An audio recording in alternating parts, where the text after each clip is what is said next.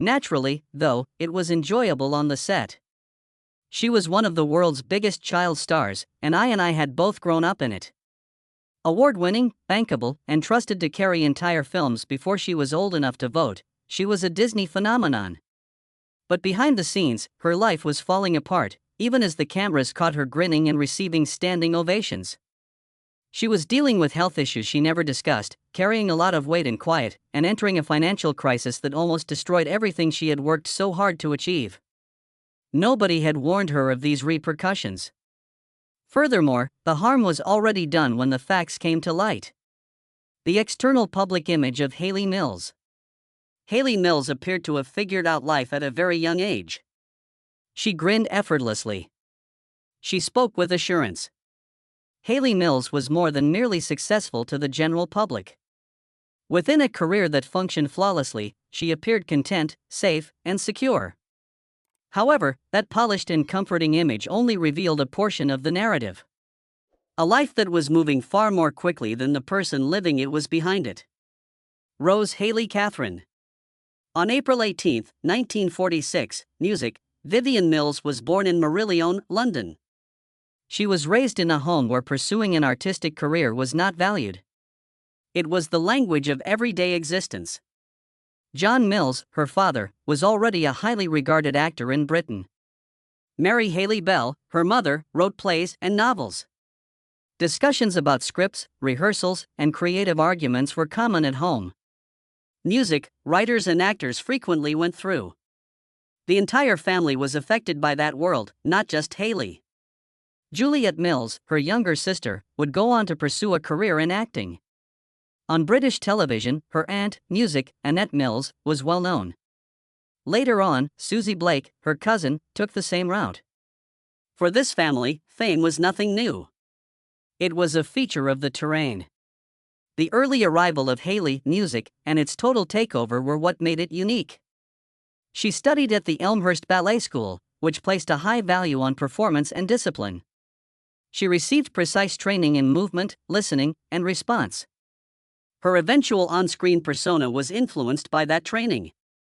She seemed calm and vigilant even as a little toddler. Directors were aware of that. J. Lee Thompson was one of them. Almost by accident, Thompson saw Hayley in 1958 when he was at the Mills family home. She wasn't acting. Music, she was just there. However, there was something distinctive about her. Her ease, her ability to focus, and her natural capacity for sustained attention. In Tiger Bay, Thompson positioned her across from her father. Everything was altered by the movie. She gave a really amazing performance. Critics reacted right away. She emerged as a fresh figure to watch in British cinema after winning the BAFTA Award for Most Promising Newcomer. It appeared to be the ideal start from the perspective of the general public. Early talent detection, parental guidance, and appreciation are all part of the process. Music, after that, Hollywood called. Hayley featured in Walt Disney Productions' Pollyanna in 1960. She became a global celebrity almost immediately after the role.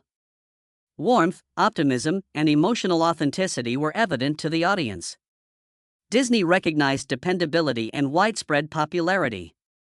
She received an Academy Juvenile Award from the Academy Awards, a unique honor that made her one of the most well-known young actors of her time. She won the Golden Globe's New Star of the Year award the following year. Her reputation was solidified by that point. She was the intelligent, talented young actress who could easily carry a movie. The part became meaningful when she portrayed twins in The Parent Trap. The same female in two different guises. Perfect execution, perfect timing. The notion that Hayley Mills could be all things at once was adored by the public. Disney repeatedly cast her in search of the castaways over the course of the following few years, including That Darn Cat, The Moon Spinners, and Summer Magic, music. Every movie reaffirmed the same point.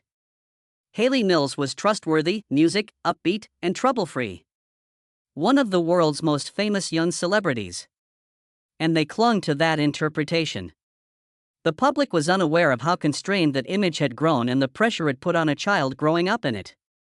Her private, music, life was tightly hidden, but her profession continued unabated. The success continued. The gap between Hailey's appearance and her true self continued to grow, yet the smile never wavered. Hayley Mills's personal difficulties. The public believed that Hayley Mills was shielded by her success for many years. Her career appeared to be well managed, fame arrived early, and accolades followed swiftly. In private, however, the very structure that brought her fame also confined her. A large portion of her life had already been predetermined by the time she was old enough to comprehend what was going on. At the age of 12, Hayley Mills became well known throughout the world because to Tiger Bay and Pollyanna. Her face quickly became recognizable to viewers in both America and Britain. She soon committed to 6 major motion pictures when she signed a long-term contract with Walt Disney Productions. There was no way to question the deal at that age. It offered prestige, exposure, and stability. What it also brought was relentless expectation, hard music. Hayley wasn't merely cast by Disney. They molded her persona. She was portrayed as gentle, naive, and incredibly upbeat. She was always followed by that picture. Interviews confirmed it. It was replicated in movie roles. Appearances in public required it. Hayley was still supposed to look the same as she approached adolescence. No mistakes, no public uncertainty, and no obvious growth difficulties. If at all, normal adolescence had to occur in silence. It wasn't just outside pressure. She was often likened to her father, John Mills, whose work was well respected in the profession. Music critics kept a tight eye on her to see if she lived up to expectations. Another element of subtle contrast was that her sister Juliet Mills was also working music steadily. Hayley knew everything. Every performance seemed to be a test of legacy as well as skill. She was also losing opportunities behind the scenes. At the height of her Disney career, she was being considered for more adventurous projects, including as adaptations of contentious books like Lolita. She may have easily transitioned into more nuanced personalities in these roles. However, that was impossible due to Disney's monopoly over her image. It was more important to preserve the music brand than to let her develop. At the time, the choices weren't presented as losses. Only later would they feel that way. The fissures started to show by the middle of the 1960s. Hayley made an effort to transition into adult roles, most notably in 1966 with The Family Way. Although the movie was supposed to be a sign of maturity, opinions were divided. Many viewers were uncomfortable with the shift rather than embracing it. For some music audiences, the contrast between the film's subjects and her long-standing Disney image was too stark. The position did not lead to opportunities. Expectations were muddled. Music. She carried that uncertainty into the late 1960s. Offers for films decreased. She was difficult for casting directors to place. For a lot of people in Hollywood, music, she remained the youngster they had known, stuck in the past. Adult responsibilities went elsewhere. She wasn't regarded as flexible, but she wasn't regarded as risky either. It was more difficult to overcome that reluctance than open rejection. Her career as a movie star had considerably stalled by the 1970s. Studios rapidly moved on from her since she was no longer a box office guarantee. It appeared to be a natural fade from the outside. From the inside, it was like being abandoned by a sector of the economy that had before rushed to seize her. Hayley, music, changed instead of vanishing. She looked to the stage, where people were more willing to accept her for who she was today rather than who she had been. She starred in a West End production of Peter, Music, Pan in 1969. The theater provided space, something that films no longer could. No close-ups were locked to a picture of a child. Every performance was independent. Then came television. Through series appearances and guest roles, British TV provided her with consistent employment. It moved more slowly. There were varied expectations. She was able to work without letting any one version of herself define her. It was stability and control rather than a comeback to superstardom. Hayley decided to share her tale herself years later. She candidly discussed the emotional toll of early celebrity and the drawn-out process of recovering her identity in her 2021 book Forever Young. It was not a story of resentment. It was a chronicle of perseverance and learning to live past an image that had previously seemed unavoidable. Then, suddenly, Hollywood was back. She starred in Mike Shyamalan's 2024 film Trap. It wasn't a nostalgic role. It was independent of her history. It merely acknowledged her existence on her terms, decades later.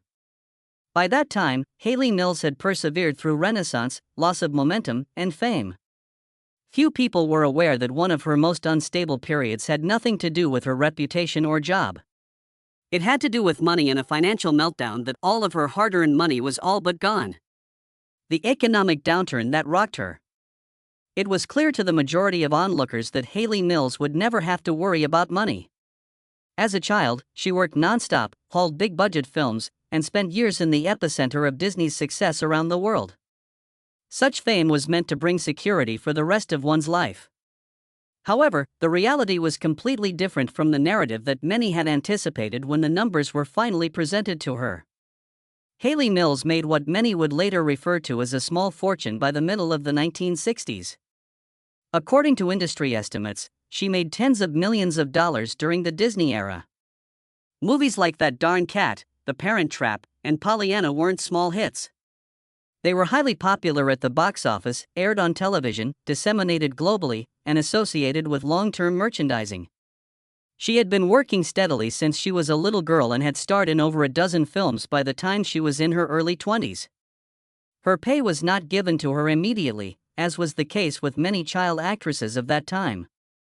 A large portion of it was put in a trust fund designed to safeguard her income until she was an adult. It made sense on paper. The money was managed by adults. The money was put aside. There was no reason to believe that the result, music, would be anything but safe.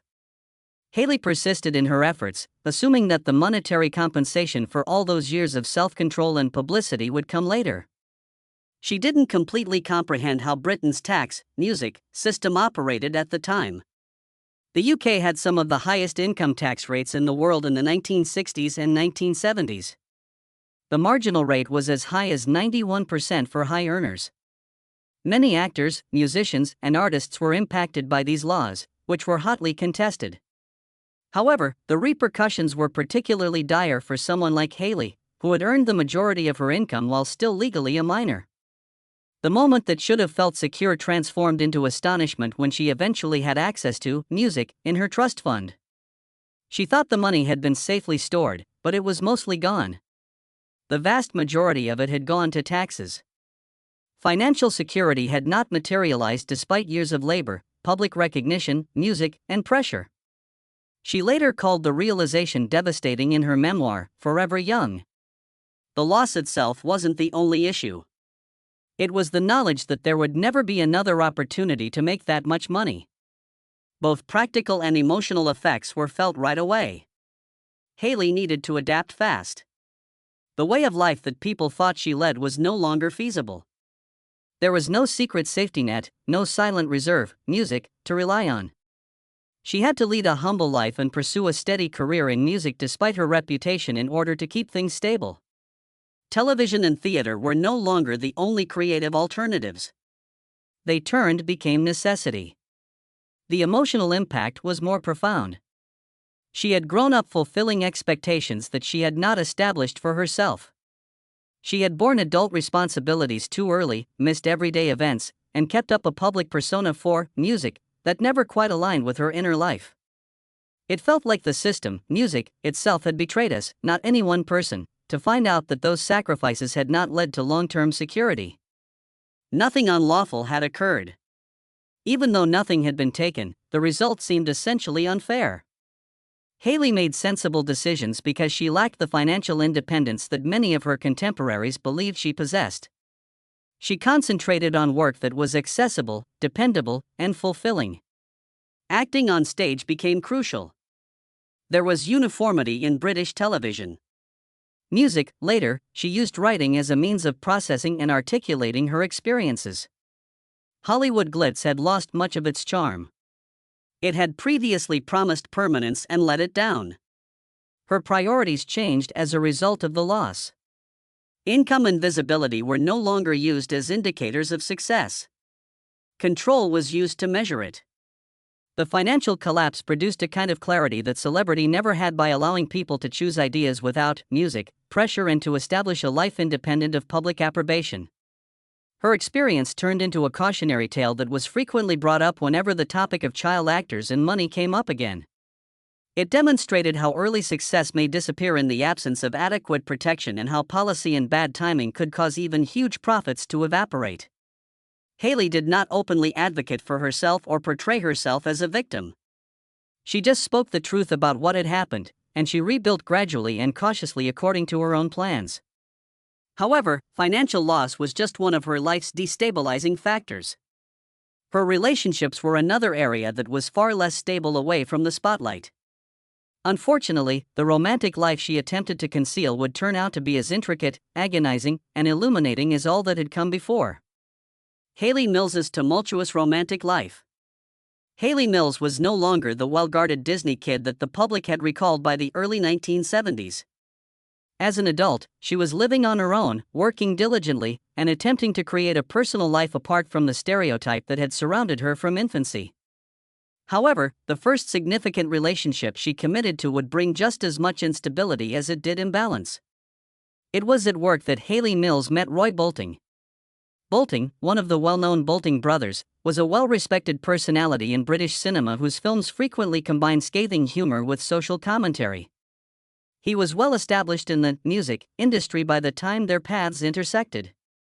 After years of being viewed as a kid star, Hayley was still working to re-establish herself in the music industry. The Family Way, the project that symbolized Hayley's attempt to transition into adult responsibilities, was the foundation of their relationship. Bolting was the film's director. Two persons at very different stages of life who were working towards a similar, creatively relevant goal were brought together by the set. He stood for seriousness, expertise, and authority to Hayley. For Bolting, she stood for youth, skill, and a sort of rebirth. In 1971, they were married. Hayley was 25. Roy Bolting was 57. The media noticed the 32-year age difference right away. Some viewed it as smart but out of the ordinary. Others were skeptical of it. Music, Hayley did not explain or justify the relationship in public. She had no desire to defend her personal decisions to a crowd that had witnessed the development of her music at that time in her life. Her everyday existence was drastically altered by the marriage. Bolting was at ease among more established friendships, routines, music, and habits that had been formed long before Hayley was involved. After the abrupt loss of her professional momentum and financial, music, security, she was still getting used to maturity and finding her footing. In practice, things that appeared steady on the outside frequently felt uneven. Crispian Mills, their son, was born in 1973. Fame never grounded Hayley like motherhood did. It offered responsibility and concentration that felt genuine and personal. As the lead singer of Kula Shaker, Crispian would go on to forge a public persona that was far different from his mother's Disney heritage. However, the marriage itself found it difficult to adapt to the changes in music. Once tolerable, the age gap grew more noticeable over time. It was difficult for their lifestyles to coincide. Hayley continued to labor, rebuild, and change. Bolting's fate was predetermined. He believed that decisions that were important to her were settled or unimportant. The relationship terminated in 1977. There were no public charges or scandals surrounding the divorce. It was silent yet decisive. For Hayley, it signaled the end of a chapter characterized by imbalance, by attempting to develop alongside someone whose life had already taken on a fixed form. The marriage had an impact. It showed her how quickly admiration might become distance and how readily security could feel like constraint. Above all, it demonstrated to her that emotional security was just as vital as surviving professionally. Those were lessons she would apply to her future relationship. However, this subsequent one would turn out to be equally significant and far more stormy than anyone had anticipated. Following the dissolution of her marriage to Roy Bolting, Hayley Mills started a whole new type of relationship that was more influenced by uncertainty than hierarchy. Lee Lawson, a British actor and director who works on theater and cinema, was the guy at its core. Lawson was still developing his career and was closer to Haley in age than Bolting. During a time when both were managing change rather than stability, their relationship developed. Near the conclusion of her marriage to Bolting, in the mid-1970s, Haley Mills and Lawson fell in love. The connection was complicated just because of the timing. Without much delay, Haley was transitioning from one lengthy chapter, song, to the next. This connection developed mostly behind closed doors, in contrast to her previous marriage. They took their time getting married. Rather, for almost 10 years, they coexisted peacefully. Instead of being a public statement, it was a domestic partnership. Haley was striving to establish a sense of normalcy that celebrity had never given her while also raising her son and working professionally in television and theater. Jason Lawson, her second son, was born at this time. Once more, motherhood took the stage in her life. However, in the late 1970s and early 1980s, she was outside of the expectations that many people still had because this time it arrived without the official framework of marriage and music. She kept her decision-making private. She just, music, coexisted with them. Although they weren't always in sync, Haley and Lawson were both working professionally. Their careers took various paths and progressed at different rates. Just as much as interest influenced Haley's writing. She required stable jobs. Television and the theater provided that. Lawson, on the other hand, sought possibilities that weren't always consistent with his family's schedule or his financial security. Eventually, it was more difficult to overlook the distinctions. They were drawn apart by the pressures of their jobs, their children, and their own aspirations. What had been encouraging started to seem tense. There were no pivotal moments in the public eye, no one incident that signaled the end. Rather, misaligned priorities caused the relationship to progressively deteriorate. Haley's relationship terminated in 1984. Another silent turning point was the divide. As a single mother of two, she was suddenly in charge of both her own and her kids' stability. She was forced to rely entirely on herself once more after the relationship ended, both practically and emotionally. Independence took the place of whatever solace the partnership had previously provided, if she desired it or not. And Haley Mills started living the most misunderstood chapter of her life, one that went mostly unnoticed for decades. During this time of raising kids, working quietly, and avoiding the spotlight, Haley Mills' life had slowed down in ways that the general public hardly noticed by the time she met Fergus Bomji. She had long since moved past the intensity of her early fame. Her perspective on the world had already been altered by the financial setback, the uncertainty surrounding her work, and the dissolution of past relationships. Right now, she was searching for stability rather than rescue or reinvention. Through theater circles, Haley Mills got to know Bombi in the 1990s. The same setting that had kept her going when Hollywood lost interest. Her career has become reliant on theater. It provided community, continuity, and purpose. There, their bond was forged via common effort and rhythm rather than fame or professional advantages. Indian-born American actor Bomji was well known for both his theater and cinema appearances. He navigated the industry without wearing spectacles. He wasn't defined by his fame, nor was he pursuing it. That was enough to distinguish him from the characters Haley had been drawn to in her early years. There was no formal hierarchy between them, no disparity influenced by wealth, notoriety, or age-based authority. But there was a big age difference. 20 years separated Haley and me. That distinction might have drawn notice or conjecture in previous decades. Haley stopped making the sounds around the late 1990s. She didn't openly defend or explain the relationship. She lived it in silence. In 1997, they became partners.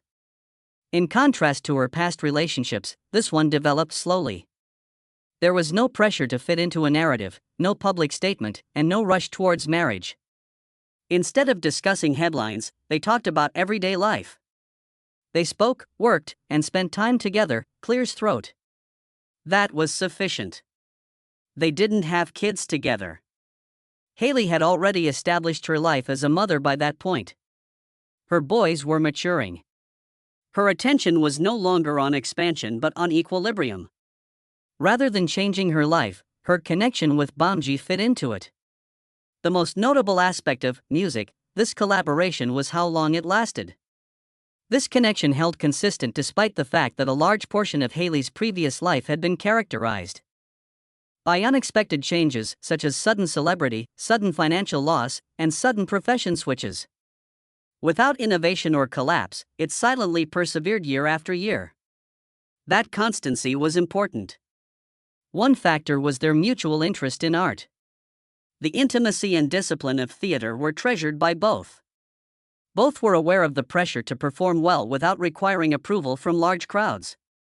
That way of thinking was reflected in their way of life. It was less showy, calmer, and more intimate. As time went on, the relationship ceased to be the center of attention in Haley's life. And maybe that was the idea. She found a partnership that didn't need an explanation after decades of being observed, classified, and misinterpreted. Haley Mills was able to completely embrace a part of herself that had been postponed for decades and that the public would only realize much later during these more subdued years, away from the spotlight. Double life, Haley Mills. The public image of Haley Mills seemed stable and finished for decades. She was a regular worker. She continued to be visible. Her words were deliberate. There was nothing about her that suggested anarchy or collapse, music. Most people were unaware that this seeming stability, music, coexisted with a personal struggle she made a concerted effort to conceal. She later admitted that she battled bulimia in her younger years in her memoir, Forever Young. She didn't talk about it at the time, and nobody in her immediate vicinity took notice of it in public. She, music, appeared fit, energetic, and in charge from the outside. On the inside, she was attempting to control expectations that she had learned to fulfill before realizing the price. She did not present the matter as an act of defiance or attention-seeking. Music was a secret coping strategy that had been molded by years of comparison, evaluation, and surveillance. Like her career, her body had become something she felt needed ongoing attention. The battle remained hidden, neatly folded under the childlike professionalism she had learnt. Another health problem arose years later. It was difficult to hide from herself this time. Haley had a breast cancer diagnosis in 2008. While in New York on her birthday, she received the news. The situation seemed weird just because of the timing. Fear and joy met in one breath. Soon after, she started chemotherapy, as was customary in medicine. However, the music negative effects proved too much to handle after 3 sessions. She believed that the physical exhaustion caused by the treatment was unsustainable. She decided to forego chemotherapy in favor of surgery and integrative therapies while being closely monitored by a physician. The procedure went well. She eventually healed and has continued to be in remission. In retrospect, Haley characterized the encounter as a turning point rather than merely a health struggle. She felt for the first time that she was choosing her own path instead of following music's dictates. She began to associate recovery with food, exercise, spirituality, music, and being honest with herself and other people. Later, as she thought back on the illness, she linked it to a more general pattern in her life. Decades of being what was needed, decades of adjusting, and decades of satisfying others. She had to cease bargaining with that version of herself because of the cancer. It required being there. She had already experienced numerous silent upheavals at that time. Uneven relationships, job dislocation, early fame, financial loss, and being a single parent. She was not publicly defined by any of those moments. They molded her together in private. She decided to narrate the tale herself in 2021. In order to fill in the gaps in the picture, Forever Young was penned. She was able to make connections between visibility and loneliness, discipline and music, quiet and success and cost thanks to the book. Haley Mills no longer lives at the same speed that once characterized her. She continues to be creatively engaged, especially in theater and writing, but she is not under any pressure or sense of urgency. Her life now revolves around her family. She has characterized her involvement as a grandmother to 5 grandkids as both very intimate and grounding. Her days are more subdued and purposeful. She doesn't work because she has to, she works because she wants to. Her worth is no longer determined by the industry.